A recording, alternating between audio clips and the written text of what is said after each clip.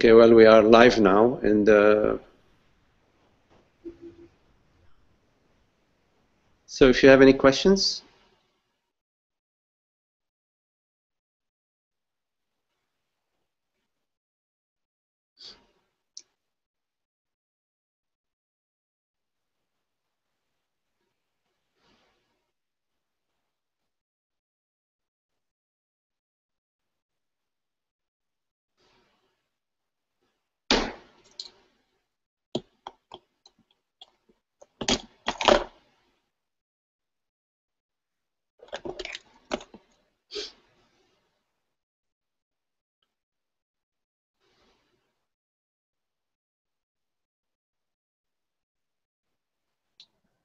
I've got a question. Hey, Linda. Hi. I'm moving house, so I'm going to move and get a place of my own. And I'm finding that I'm going off into like la la land, you know, with all thoughts about moving and getting caught up in just thoughts about it all. And I was wondering whether you had any handy hints on how to stay with the truth instead of getting carried away with you know, stuff. Let me see if I understood. You said you are moving? I am. I'm moving. I'm getting a place of my own. Okay. Yeah. And so there are thoughts. What sort of thoughts? I mean, Thoughts what are do with, the thoughts that are troubling you, if any of them are troubling you? well, they're all troubling me. Thoughts like, oh, I'll have to get a fridge. I'll have to get this and that. I'll have to organise the internet. What if I can't get the internet? Blah blah blah. Well, I mean, you do have to get a fridge. I mean, I guess you know, it makes sense in today's times to get a fridge. So, and to get online. So the question is, when the thought arises, I need to get a fridge, or I need to figure a way of getting internet service. What troubles you about that thought? That there's just so many thoughts. Just too many thoughts, you know. They're all just, yeah. They're. It's not. Not like. How many thoughts are there right now?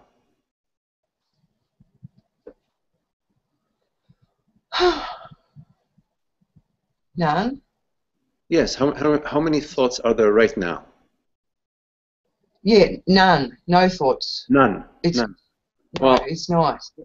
Okay. Well, let's bring up a thought. So let's bring up the thought. I need to buy a refrigerator. Okay. Let's do that right now. So now we have a thought on deck, right?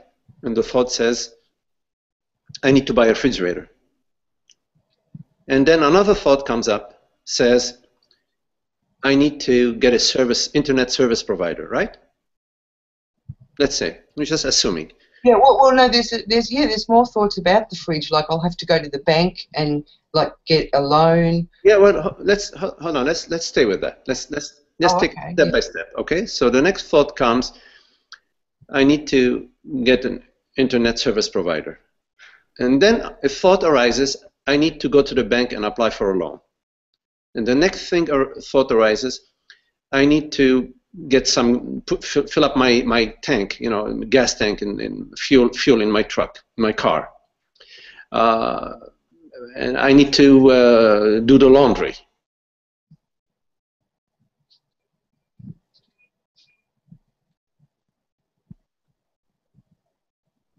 Are you still there, Lee? Is anybody there? Okay.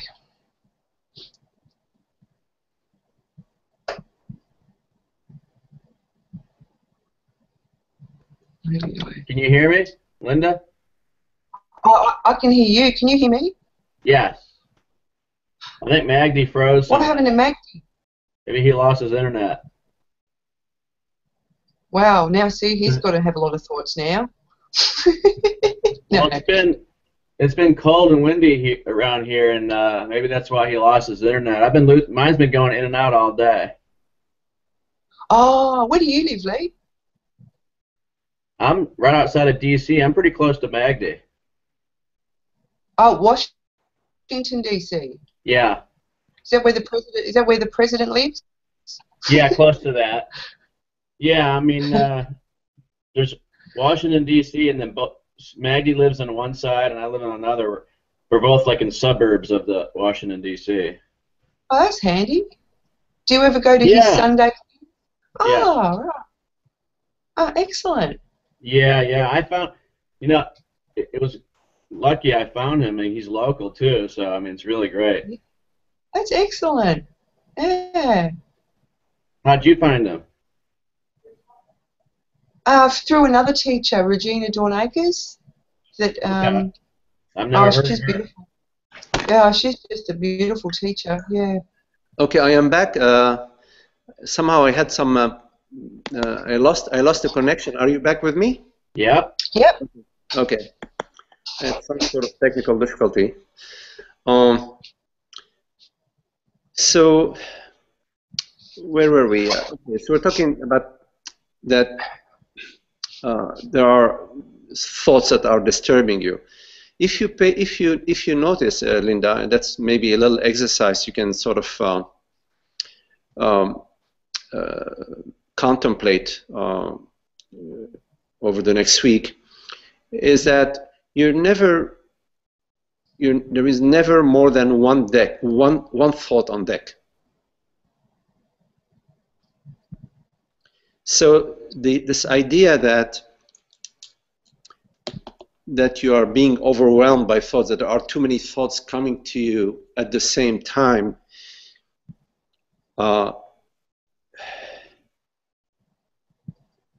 that's not how it works. If there were more than one thoughts arriving at the same time, you could not decipher any thought. It will all be gibberish. It'll be like it'll be all coming. All these thoughts.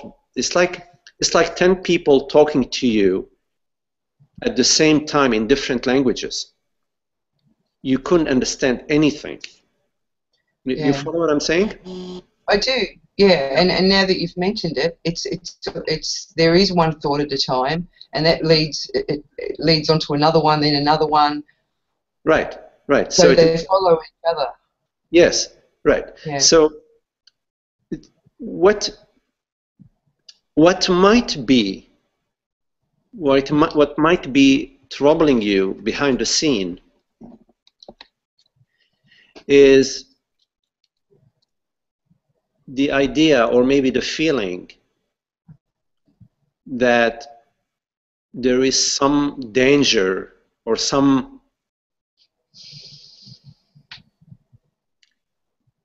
that something might occur to you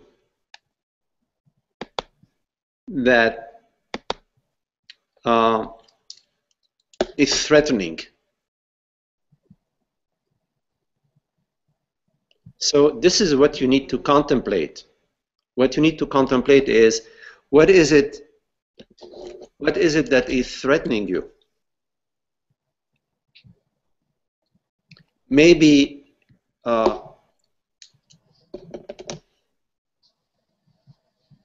there is an imagined threat, and so the question, once there is some a little hint that there is some threat, then you need to contemplate, what is it that's threatening and what is it that's being threatened. Because in this moment, right now, Linda, all is well. Yes? Right. Is it? And it's always this moment. You're always this presence. And as this presence, all is well. But as soon as you imagine yourself to be a mortal body-mind, then there is a threat, because the body is vulnerable. It cannot go without food, shelter, and clothing. It needs to sleep. It needs to eat. As soon as you identify yourself with the body-mind, then there is all sorts of concerns. So the mind might have a story about it, might say, oh my God, there are too many things coming at me. You see? But there's never too many things coming at you. It's always this one moment. It's always this presence, always this presence. But when the mind says, oh my God, there are too many things happening to me, I don't know if I can handle it, it is a diversion. So Yeah. you start thinking, oh yeah, there are too many things happening to me. Oh my God, I don't know if I can do that. You know, buy a refrigerator, I gotta get the internet, I've gotta go to the bank, I gotta, fix my car, I have to do the laundry. And it's a diversion away from presence. Yeah, yeah. I've seen that. I've noticed that. I've noticed that 99.9% of everything I do is a distraction from presence. Yes. So once you realize that, you already, as soon as you realize that, you're already back in the presence. Because noticing is not what the mind does. Presence does the noticing. Noticing the mind is not what the mind does. It is presence that notices the mind. Oh. Wow. Well, I must be better off than I thought, because I'm noticing it a lot. Yeah. Well, as you notice how these thoughts over and over try to convince you, and often it's very effectively, that you are Linda, you have to sort of press the pause button. You press the pause button, and you ask yourself, am I really Linda, or am I this aware presence to which and into which Linda appears? You see, if you are the aware presence to which Linda appears, the aware presence is like the mirror that reflects all images. Without. What do you mean? What do you mean by that? What do I mean by like? By the mirror, by the mirror that reflects all images. What does that mean? Yeah. Okay. So.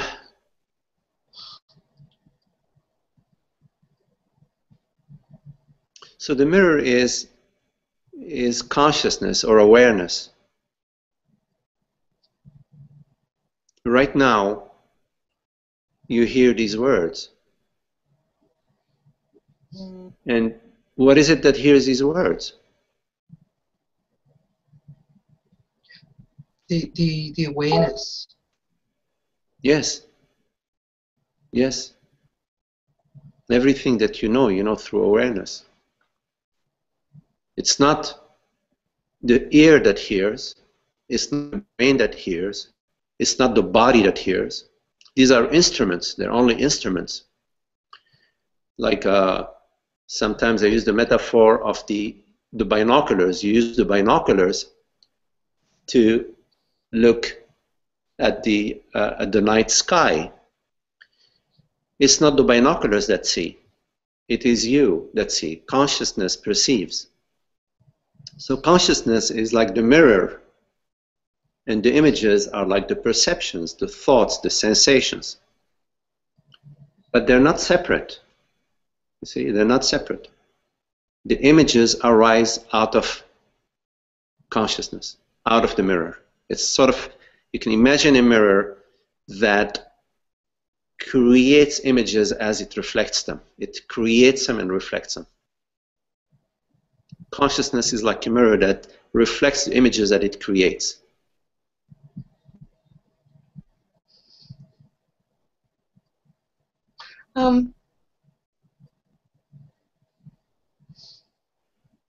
Well, I just want to talk about this because I've been taught that God is beyond all perception. Yes, God is beyond all perceptions, right. You can perceive objects, you can perceive mind events, you can perceive some forms, you can perceive thoughts, you can perceive sensations, but you cannot perceive the perceiving. You cannot perceive what perceives. I'm sorry? Yeah, I just said wow. Yeah. You can't. But yet, having said that, you know that you perceive. Yeah. You know that right now you hear these words. You know that you're perceiving. So therefore, you know. So you are the perceiver.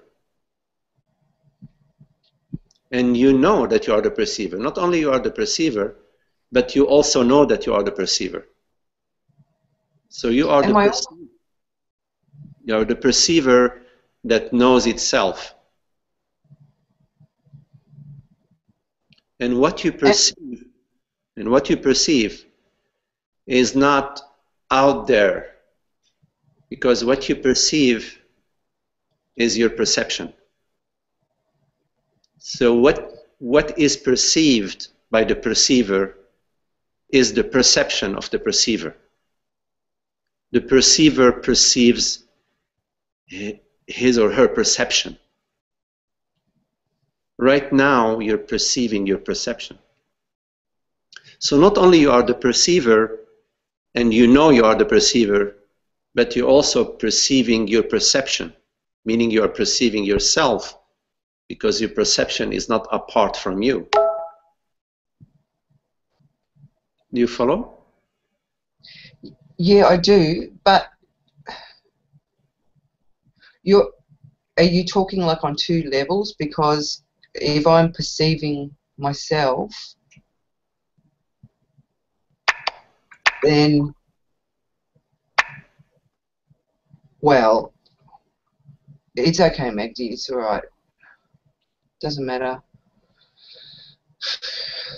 I'm yeah. What is the relevance of what I'm saying is that there isn't a world out there and a limited self in here. That is not how things are. That is not what your experience points to. Thought says there is a world out there and there is a me in here. There are a lot of things out there and there is a me in here, and I have so many things I need to do. And therefore we feel pretty lousy. We feel overwhelmed, we feel depressed, we feel you know, it's overwhelming. We feel it's such a psychological burden. And we go, God, I don't know if I can handle it. You see?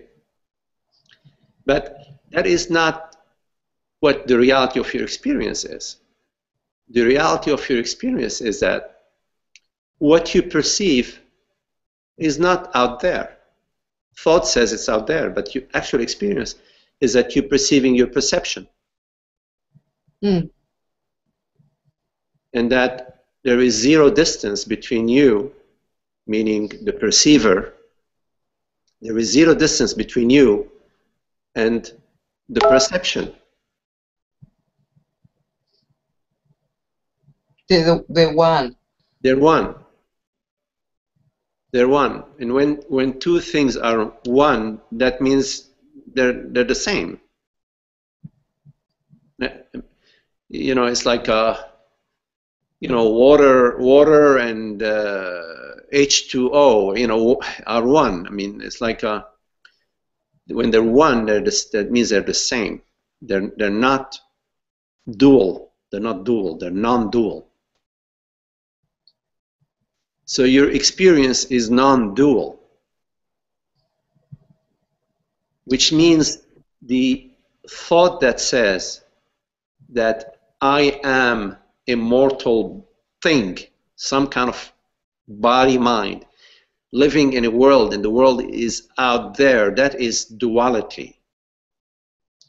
And it's very scary because we all know that all forms decay and are constantly transforming, are constantly changing. And that is threatening to it creates a contraction in the space. Because our true nature is not changing, it is changeless. We don't age. We're not born or dead. Bodies are born and die, thoughts are born and die, perceptions are born and die, feelings are born and die, but consciousness is not in that realm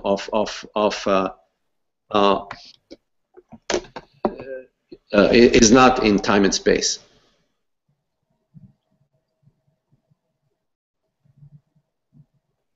So, coming back to your initial question, Linda, when you feel overwhelmed, there are two things that you could do. One of them is to contemplate, what is it that is being overwhelmed? Am I taking on the position that I am a mortal person, that I am this woman? Wonder about that. Ponder that. Don't take it for granted that you are a woman or that you are a body mind. Pause and contemplate that the body mind experience appears to you, and it appears to you, but you do not appear. The other thing that you could do that is also very helpful is to go in your body, locate within your body where you are feeling this feeling of being overwhelmed, this feeling, this bodily. Go to the bodily feeling, to the bodily sensation, and relax. Go to it and give it all the space it needs. Invite it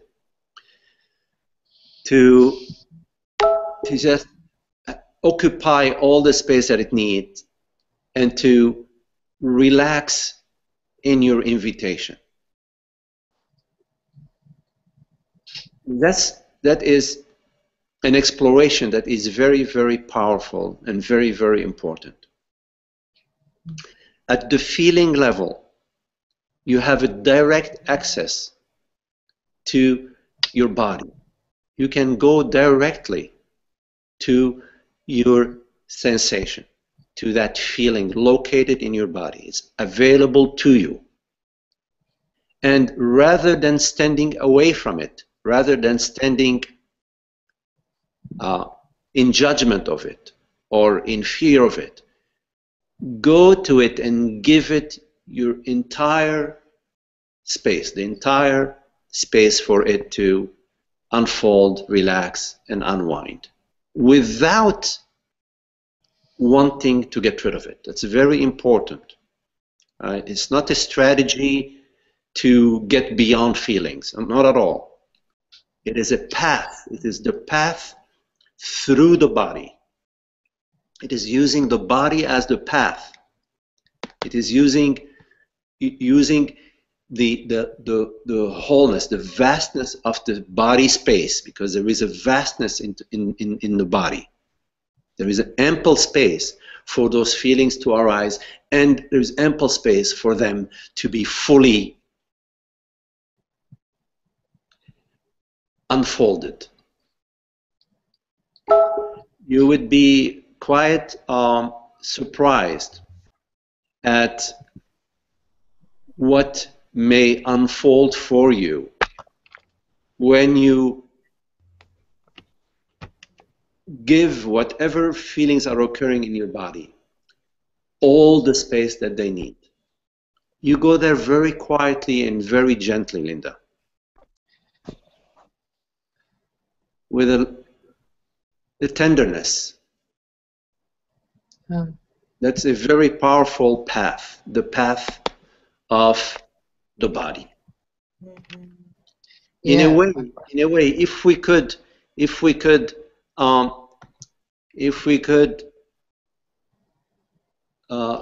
live in our body rather than live in our mind, that would be really a very good comment that I would make. One moment, Linda, if you don't mind.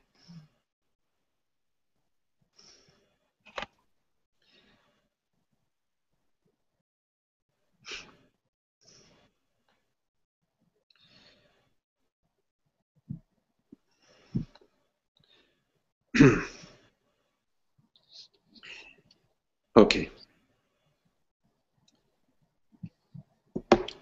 Okay, Linda, is that clear?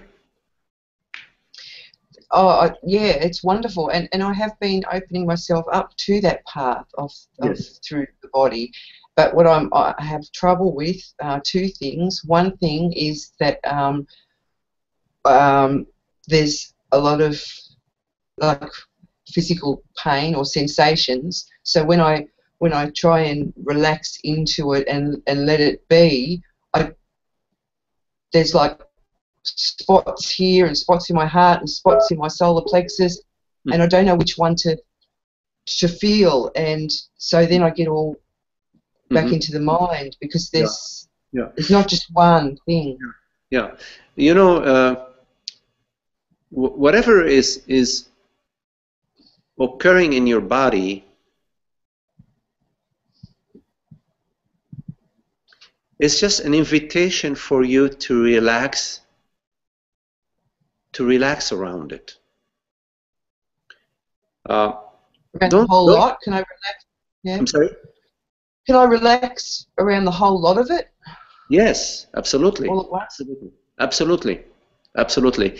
It is a gift. The body is it's God's body. It's given by God. It's not a personal body. The body is everything is a divine manifestation. So whatever arises in the body, even aches in the body, in the shoulder, in the neck, or whatever, it's not a problem. The problem comes from the mind. Doesn't come from the body. The body gets sick, gets healthy. All sorts of things happen to the body. In the end, the body dies, and that's what bodies do. That's not where the problem lies, Linda. Excuse me, I'll be right back.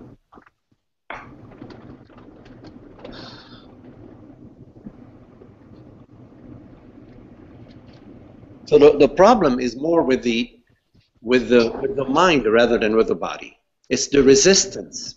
It's wanting things to be otherwise. And the reason why we want things to be otherwise is because we believe we are the body. Because consciousness is everything and doesn't say, oh, I don't want this, I want that. It's the mind that says there is a problem. There is a problem. I'm having an ache in my shoulder. Of course, if you have an ache in your shoulder, you need maybe to massage it, or maybe you need to see a doctor, or maybe you slept. You need to get a better pillow, whatever. But it's not a problem. Yeah. So at the body, yes. So at the body level, continue to release and be open. Go into your body, be into your body, and give ample space to whatever unfolds in your body. Gently, very gently. Okay. Thank you so much, Maggie. Yeah. Yeah, and talk to me some more about that. That's a very good path. If you can work with that path, it's very beautiful. Well, yeah, that's right. Yeah. Yeah. Thank you. Maggie. Yes. Hello, Dolores. Hi. Hey, hello. I have the same similar thing going on, and it was really helpful.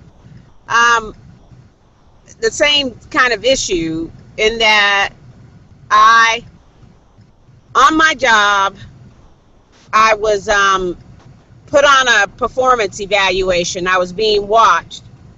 So I started looking for another job. I got the other job. And it's a job that doesn't have the same benefits or whatever that I have here. And I know it's not about money or anything like that, but the job I'm on now has retirement benefits and that type of stuff. But the new job, the other job, is something that I'd be interested in, but I don't know, it would be a lot of work. Anyway, my current job countered the offer of the other job, which I was totally surprised because they had me on a performance evaluation. So I've decided to stay with my current job only for security reasons. And also, I mean, I don't know, I think I like the other job better, but just for my own preferences, I'd stay here. But I've been dealing with the fear of telling the other job that I'm going to take it. And it's been paralyzing. I'm in my car right now, so I'm sorry if I'm loud or whatever, but but it's been paralyzing. Yeah. Yeah. And I don't understand, because everyone I talk to, they say, that happens all the time with jobs, that you have to rescind an offer, or but I guess I don't know if there's an attraction to the job. They've purchased certain things for me already, a laptop and all of this kind of stuff, and I don't know if I feel like I'm letting them down. I don't know, but everybody I talk to doesn't understand why I have this fear of telling them, and I need to tell them real soon. And so that's where I'm at. Yeah. Well, whenever a company is looking for somebody, they want to recruit somebody, they incur certain expenses. It's part of the process. They take time to interview you. Sometimes they fly you over to visit them. So there are certain built-in expenses that a business incurs in recruiting. That's a normal process. But about the fear, a few things. fear sort of perpetuates itself when it's not brought up in the light. It's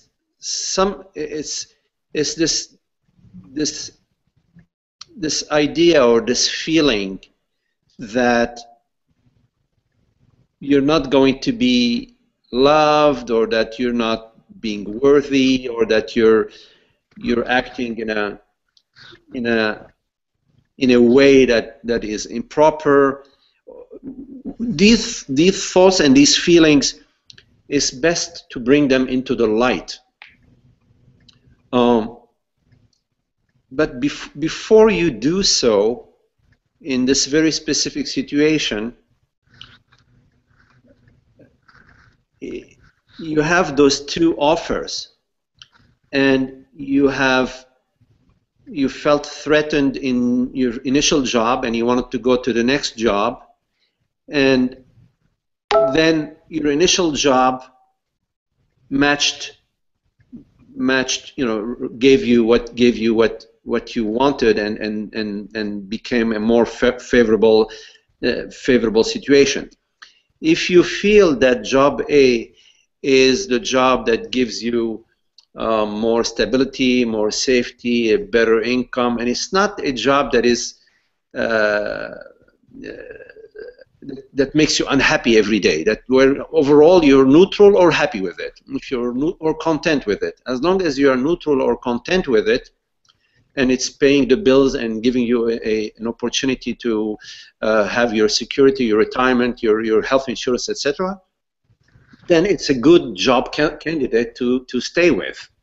Now, if the other job is offering you the same thing, and it's also an equally good candidate to stay with, then you have a dilemma. You can flip a coin.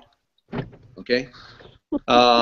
If you don't need to flip a coin, and job A is more favorable than job B, then I would make the decision of, okay, job A is better than job B for now, and I would just go to job B and say, listen, thank you very much, that's the situation.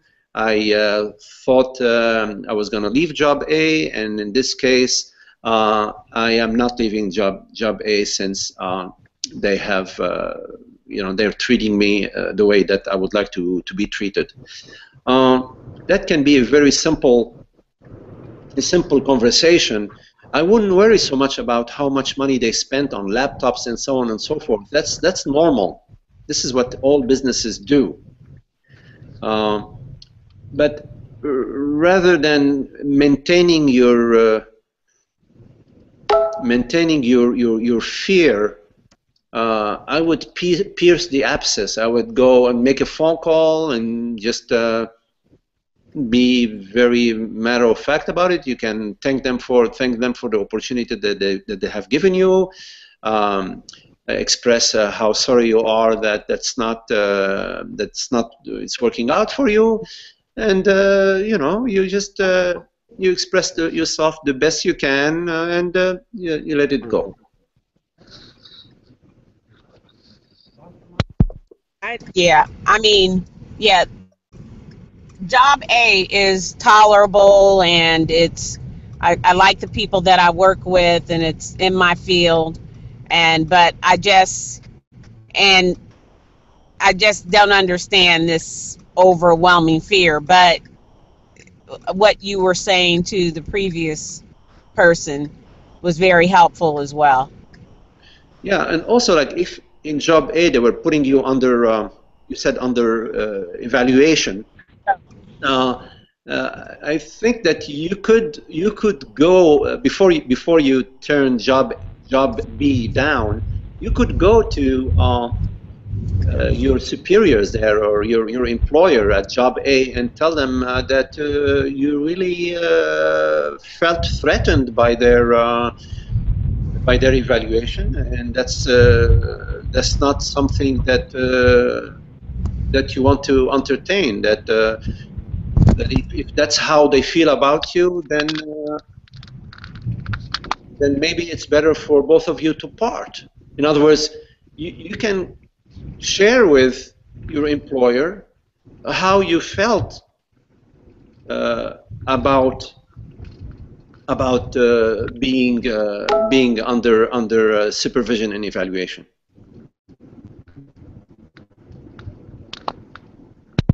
Okay. Yes, and they kind of knew that. I mean, they told me they understood why I did it. I guess I didn't express to them the amount of fear that I had. I think I managed it or handled things very well. I just responded and started to look for another job.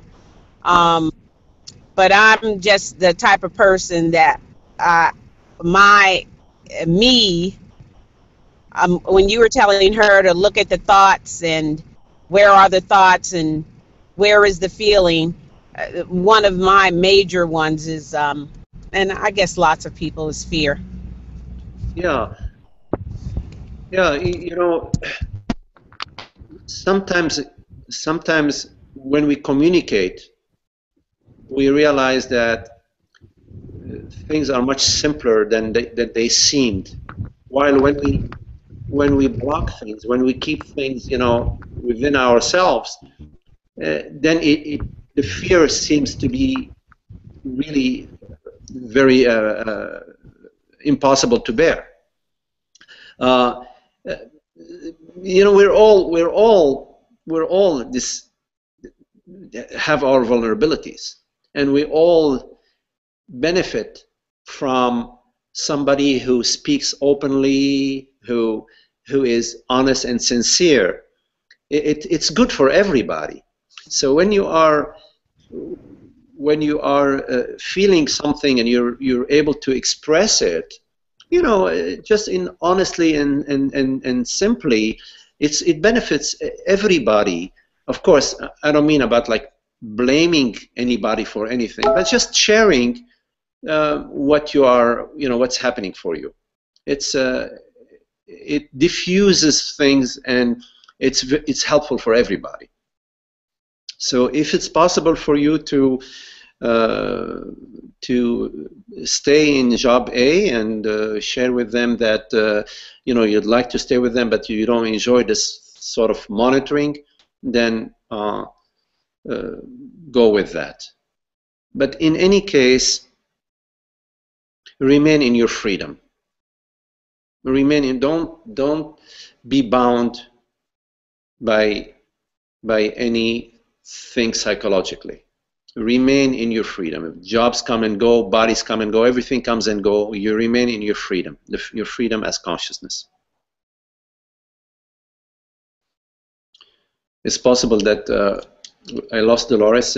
She got offline, but she can always watch the recording.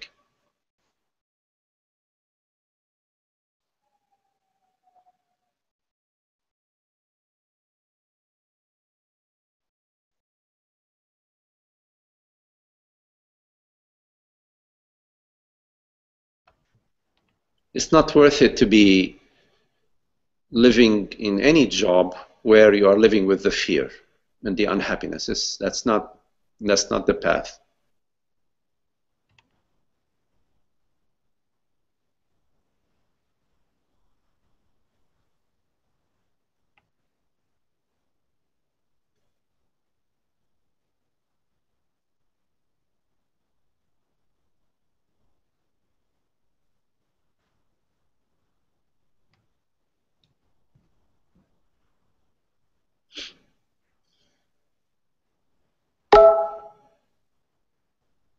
Is it okay to ask a question, or you still? Yes. Hello, Shanti.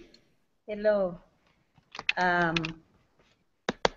would like to. It seems to me from my experience that there's like a gradual process.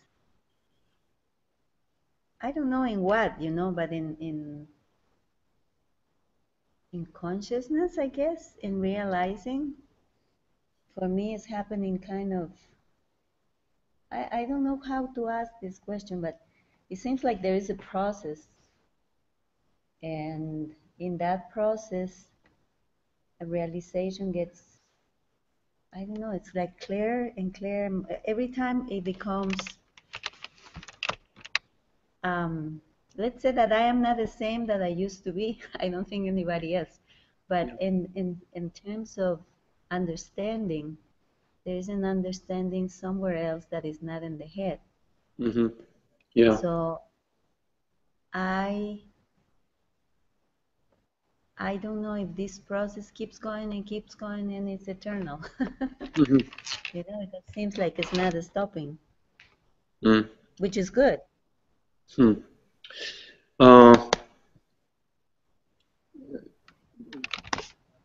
Yes, Shanti, you know, in the contemplation of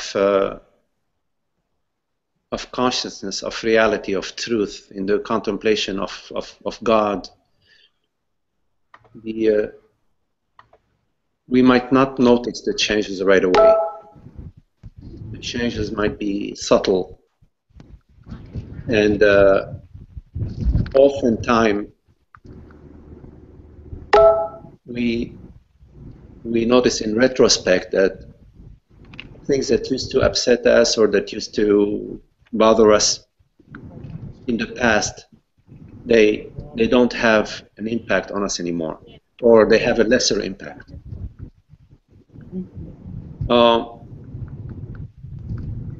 In terms of the process being endless, never ending. I said Walgreens. I need a Walgreens specifically, not Rite Aid.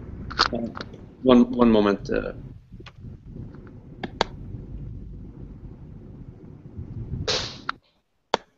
Okay, can you hear me, Shanti? Yes, yes. Yes. In terms of the process being endless,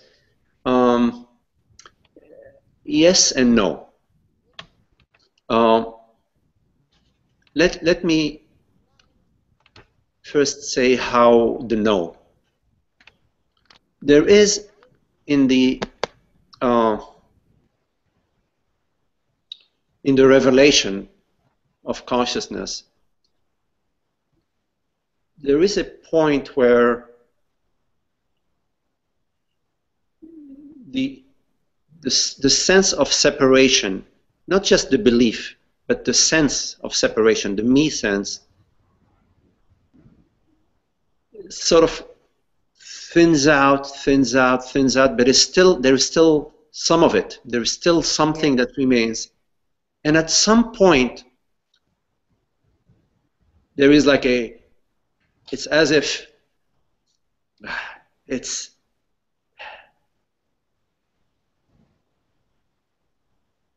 you cannot find the sense of me anymore. There is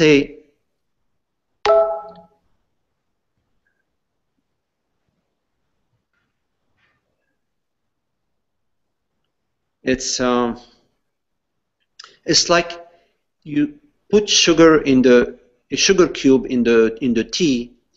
You stir it.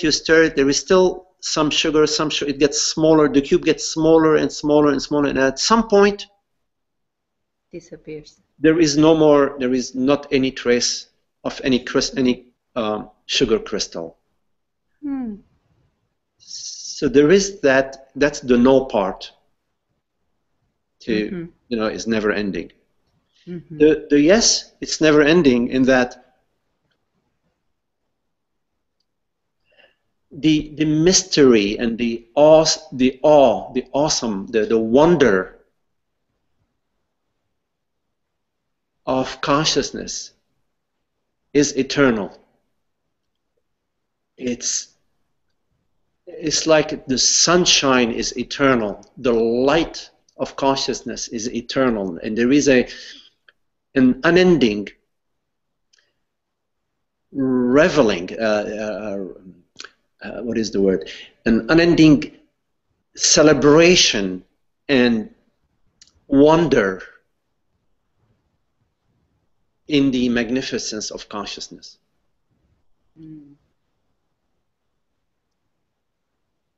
And there is a revelation. Consciousness continues to reveal more and more of its glory and of its beauty Mm. Like a musician keeps showing more and more of their tricks, but there is an absence of any sense of contraction or sense of lack. It's a celebratory. It's like being at the feast, and it's an unending feast. Mm. It's like carnival, like unending carnival. Mm. That's so beautiful. Yes, it is. It is. It is what the true meaning of beauty, love, happiness, wisdom, joy, tranquility. That's the true meaning of these concepts. The true meaning of these concepts comes from that experience. That's beautiful. And then talking about the other side, when the sugar is melting. So when it's totally melted and disappears into the tea, you know that. I mean, you are aware of that too. Yes, Or it can happen and you don't realize. yes, yes, both. I would say that it's more the second than the first. It happens and you don't realize. It's after the fact, in a way, that you realize that you're in heaven. Hmm. And it doesn't matter if you realize or not because you're there anyways, Well, or not. I don't know, but it matters or doesn't matter. There is a knowingness. There is a knowingness, like, the expression know yourself and know God. Mm-hmm. There is a knowingness, but it's not at the mind level. Mm-hmm. So that means when the sugar is melted, you know. Yes, Mm. you might know after the fact, like you might realize, oh goodness, wow. when did this happen? You have no idea. It could have happened yesterday, week. You don't know, because it's actually not in time. Mm. You don't know. You realize that you're there, but you don't know when you got there. It's like you travel from one country to the other, but there isn't a border guard. You were in France and now you're in Switzerland, but you don't know. You don't know you're in Switzerland, and then you stop at a town to have a cup of tea, and you find that you are in Switzerland. That's beautiful. Thank you, Magdi. That's really helpful. It's nice. It's a nice analogies also. Yeah. Thank you, thank you.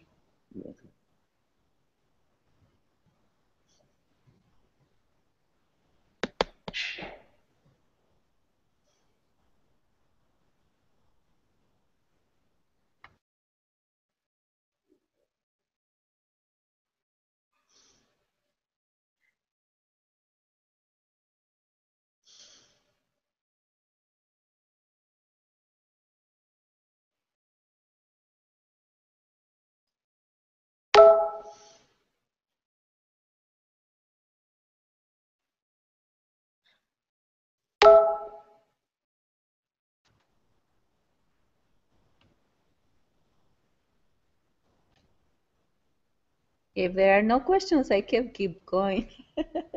Yes. Yes, Shanti. But then it's, because you say, okay, you are in the other country, you didn't even realize. But then there is a moment in which you realize you are in the other country. Yes. And then there is no doubt or there is nothing, you know you're there. Absolutely. It is the end of. There is a confidence that does not come from the mind. It's like it's a knowingness that cannot be challenged. It's not. It's a total. It's a complete knowingness. Nothing can challenge it. It's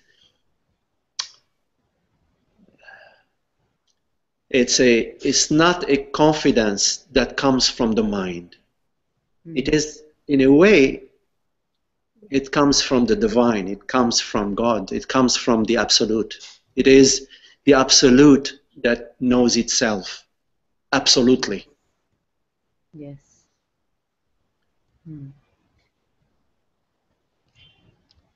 But that doesn't mean, I mean, the trends of the personality are still there. Yes. Oh, yes. Absolutely.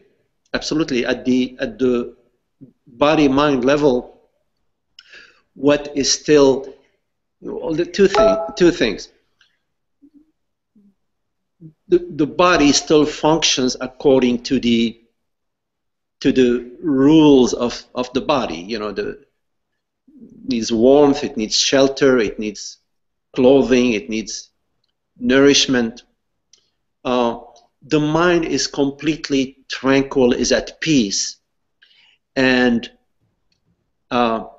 it's as if the mind has turned its attention to God, to the light, and all it loves are the divine qualities.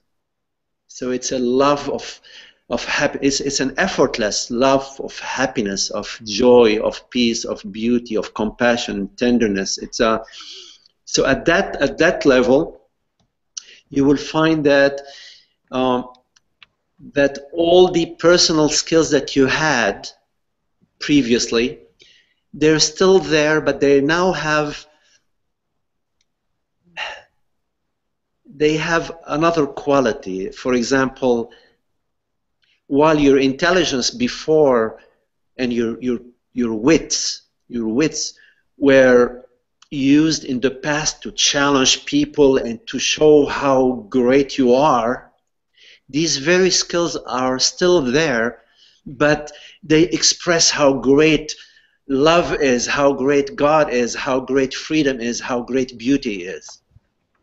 You see, if you were, for example, a person who used to love to write a lot of dissertations and so on, you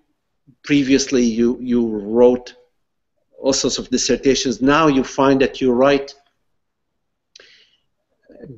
beautiful, maybe beautiful poetry that like Rumi that speak about the beauty of God, the beauty of the divine, or you write prose that inspires people to come to God, to come to know themselves. So the personal qualities of the personality is still there, but it has been touched by the magic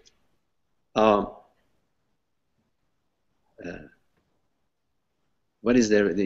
Kids or the magicians, they throw this magic cloud that transforms the qualities into divine qualities. So if you are a singer, for example, you love to sing, and you find yourself now singing not just with a quality that touches people's hearts, but even the choices of the pieces that you choose to sing also inspire people. Oh, that's so beautiful. Thank you. It's just listening to you is like magic itself. That's nice. And this whole process is really effortless, Shanti. It's not from the mind. It comes from, Just happen. yes, it comes from God. It comes from the beauty, from the love, from the truth, from the absolute, from the reality. And it effortlessly touches everybody's hearts, and it blesses everybody in everything. It touches everybody in everything in one way or another. Mm. Yeah. Thank you. Thank you. Thank you so much. I think I feel like I have a lot of stuff in the head, but I'll write it down to you, so I'll send it in the letter through mail. Okay. Okay. Thank you so much. You're welcome.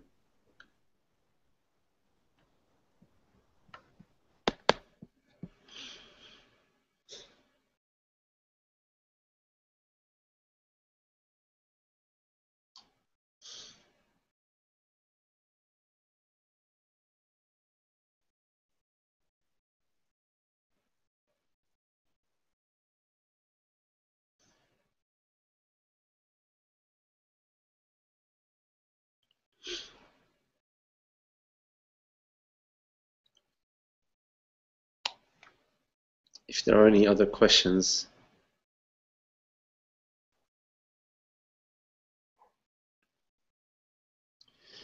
Okay, well, thank you very much for your lovely company.